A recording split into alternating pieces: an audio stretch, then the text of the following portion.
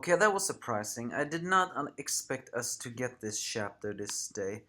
I guess though, weekly shonen manga, is that the magazine that Fairy Tail come from, and Nanatsu no Taisai? Well, either way, Fairy Tail and Nanatsu no Taisai are gonna get released. This is the Fairy Tail, and yes, I am the angry anime fan, the despair reviewer, still despairing so very much over that people just cannot stop complaining about this.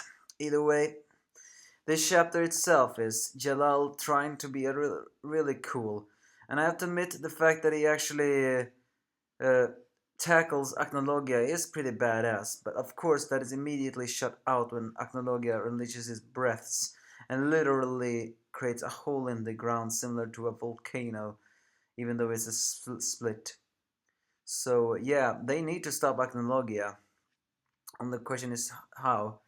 Anna tries to open the gate, but she can't, and it's Seraph who is closing it. Natsu, who got mortal wound and is slowly dying, can not do anything as Seraph approaches the door, and it seems that as soon as he goes outside, he then will erase everything. He promises that the door of the fairy tale will be the door to the new world, and when he goes outside, this world will crumble and his new world will begin.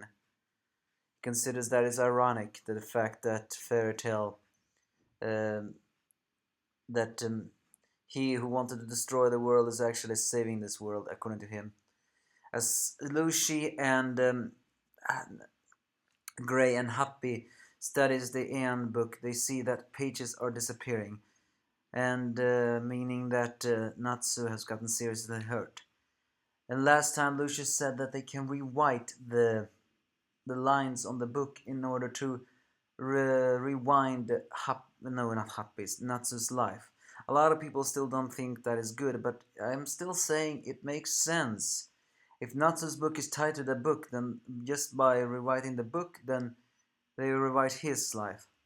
So Lucy, the bookworm she is, remembers the line even though it's fixing. So erasing. So she will fix it. And strangely though, uh, as she begins to fix, the ravines of the time lapse is actually opening, meaning Lucy is the T. I'm certainly swirling with my words right now. Wonder if it was something I ate.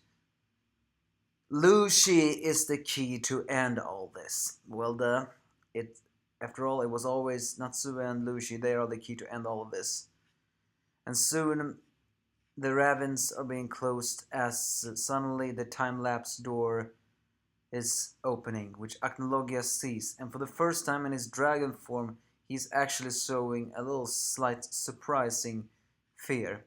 So Jalal decides to do the sacrifice and with all his single power tackle Acnologia into that zone, and we all know that will not happen. I mean, not because Fairy Tail is Fairy Tail and never kills off a character, nor for the fact that Jalal is Siegfried. I mean, if this does happen, then I won't be happy about it, because if you tell me that Acnologia is going to be his end, I mean, I've accepted the fact that Acnologia will now be sealed away. But I'm still saying it should be the Dragon Slayers who seal him away. However, Natsu is not dead yet, which was not surprising. However, this time it's actually much more different than before. It's always been a troll moment for Fairy Tail members to survive and stuff like that. But Lucy, she rewrote the ruins, meaning that the bottle link to the book, meaning she basically brought Natsu back to life, even though he was beginning to die. But then something very strangely happens as Lucy suddenly gets covered with something very strange. The friendship between Lucy and Natsu are currently now changing the world, stopping the ultimate evils. But that final page though, the final page of Lucy seemingly being infected with something. What is that? If you are telling me that is the curse of Angseram, then I'm definitely gonna rant. If it really is that curse, then that just means that, I mean, come on, then show us that insufferable god already so we can kill him! You cannot show a god that keep on punishing people if he will not get karma himself. I mean, basically, Lucy did bring Natsu back to life, and technically Ankh-Seram hates that, but we should not analyze this too much. This is fairy tale after all. Could it be something to do with the body link that Lucy rewrote to the book? After all, her rewriting basically saved Natsu as smoke comes from back to the wound. But who knows? The but if the book, but hey, I just got a very stupid idea. But if the book is capable of bringing Natsu back to life by rewriting the runes, isn't it possible to rewrite the power on the book too? I mean, rewrite the ones so that Natsu can kill Acnologia? I mean, that would have been something, but nah, I don't think that's gonna happen. But yeah, that final page, Lucy is being infected by something. Is it something to do with the book? Is it God Ankh-Seram's curse? Or is it just something completely different? Either way, Lucy and Natsu, they are the key of stopping all these evils. So that's basically this chapter. Again, I did not expect a fairy tale chapter. I strongly believe we will get it next week.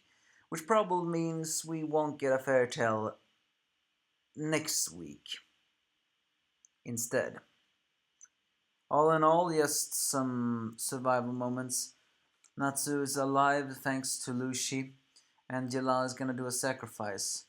I mean, him facing Acnologia was badass, but they're still making a point that Acnologia is, well, Acnologia. And Anna, well, she was kind of useless. I think this is saying that if anybody should sacrifice themselves into the time lapse, it should be Anna. Her role is fulfilled. She has nothing more to live for. I mean, she has to live for the Dragon Slayers, but her mission is done. She has descendants. She doesn't belong here. That's in a way some she will see herself as. So technically, if she sacrificed herself to seal away the ultimate evil in that time lapse, it will make more sense, because she would consider that as a destiny. But we'll see what happens. All in all, give me your thoughts if you have any.